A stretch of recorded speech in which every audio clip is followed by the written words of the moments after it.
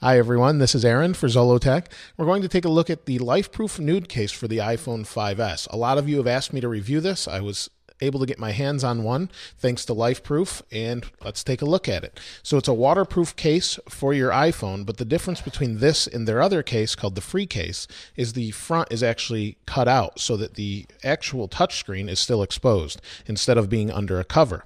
So it's the glass touchscreen that it seals against. Let's open this up. Now it comes in at a little bit of a high price, around $90 or so. And what you get for that is the case. This is the case back. You also have an optional screen protector that goes on if you want to use that. A microfiber cloth, a little instruction book, and we have, this is a headphone adapter that they include with all of their cases. And what that does is allows you to screw it into the bottom and use your headphones because it's a little bit recessed compared to the original iPhone. So we'll take a look at that in a moment too. So normally you have to test these underwater, and they include this blue plastic piece, and what it does is allows you to test this underwater before you put it on your phone. So we'll do that in just a second, but what these instructions tell you to do is normally put it underwater for about an hour or so. And you can see it shows a coffee cup. You seal everything, and the water test after you've done that, or 30 minutes they're saying, you close everything and then you pull this out of the water and check for different leaks. And if you don't have any leaks, then it's safe to test with your phone itself. So let's take a look at the water test now.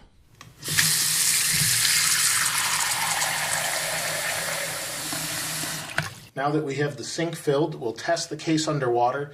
Now this version of the case works with Touch ID, so it has a little film that goes over the home button, and then this is your little tester. So we'll set this in the water, place a coffee cup on it, and then come back in a half hour and see if it leaked.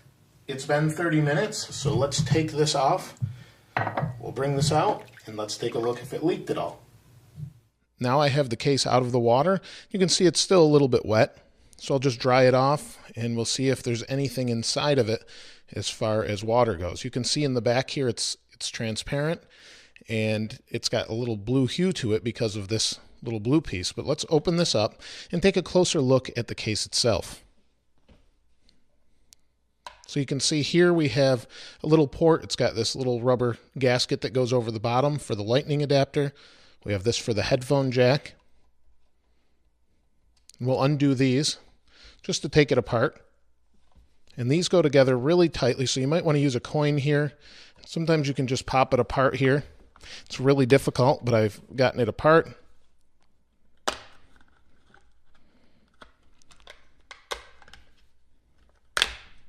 And this comes apart much harder than the free case. You can see here's the little insert, and I don't see any water down here where the bottom of the phone would go. There's a little window here for Touch ID, so you can push your finger through that. But this is completely open, and you can see there's a gasket here that goes around the whole thing. Looks kind of like it's a really thick gasket. I thought maybe it was a double layer gasket. Then we have a little panel that goes over where the speaker is and the camera. And then on the side we have a little bit of padding, but for the most part that's it. You can see this is how they cover the bottom holes here for the speaker and microphone. And that's it for the front. Now on the back, this is what seals everything. We have a cover over our lens here, and that's pretty much it. So I didn't see any water on the inside, so that's a good thing. Now that we've tested the case underwater, let's place the iPhone 5S in it. And there's nothing on the front of the phone. It's actually sealed, and it seals right against the glass itself. So there's nothing on the front whatsoever. And let's place the back on, and it snaps on very hard. Gives you that watertight seal. Now that it's snapped around the outside, you can see it's got a really tight seal. Here's the power sleep wake button. It works fine. And then on the side here, you have your volume up and down. You also have these little bumpers that prevent you from hitting them. And then you have the vibrate switch, and it actually works opposite. So up is vibrate, down is off of vibrate. And that's because it's kind of a lever. Some people have asked that in previous videos I've done. Now on the bottom, you can see you have access to the lightning port and your speaker microphone. And then here's the port for your headphones. And that's why Lifeproof provides this adapter. So you put this in place. It's got a little O-ring down here. Put this in place. You screw it down. And then you can get their waterproof headphones and listen to music underwater. Or I've had some people comment and say they use it while they're surfing, so it works pretty well. Let's undo this. And then we'll seal this bottom piece.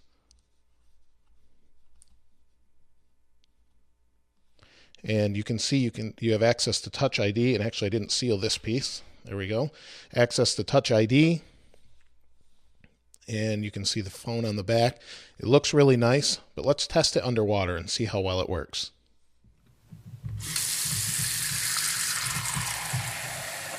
We have the iPhone 5S in the case. You can see it will turn on. Actually, I have this thumb set up for it. And it will turn on and work just fine. Let's put it in the water. Touch ID and the screen won't work underwater, but if you wanted to take a picture, you could take it out of the water.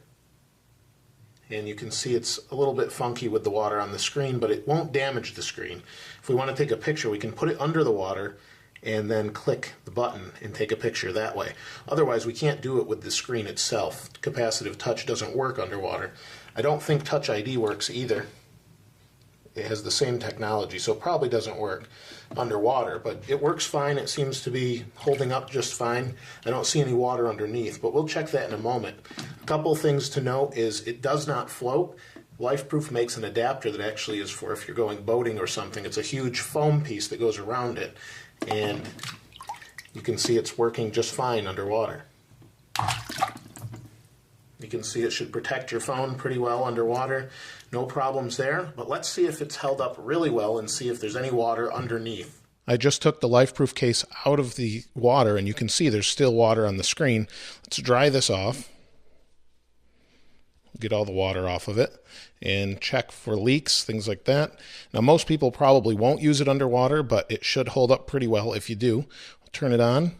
And you can see Touch ID worked immediately, and there's still a little bit of water in here, but I'm not really worried about it as they've held up really well over time. Let's take this out of the case. We'll open the ports here and take it out of the case. Now, this is the first case that Apple sold from Lifeproof. They actually sell this in the stores, or you can get it from their website. And Lifeproof is now owned by OtterBox. I know some of you have said you like their cases better. So you can see there's a little bit of splatter, and that's just from me pulling the case off. So let me clean that off and take a look at the phone itself. So obviously there was some on the screen, just around that edge, but nothing inside the case. You can see there's no water inside here at all, and it held up really well. For those of you that don't want to leave your screen exposed while in the case, like I mentioned before, they give you this optional scratch protector that goes over it and fits just in the cutout here, so it doesn't cover the whole front of the phone.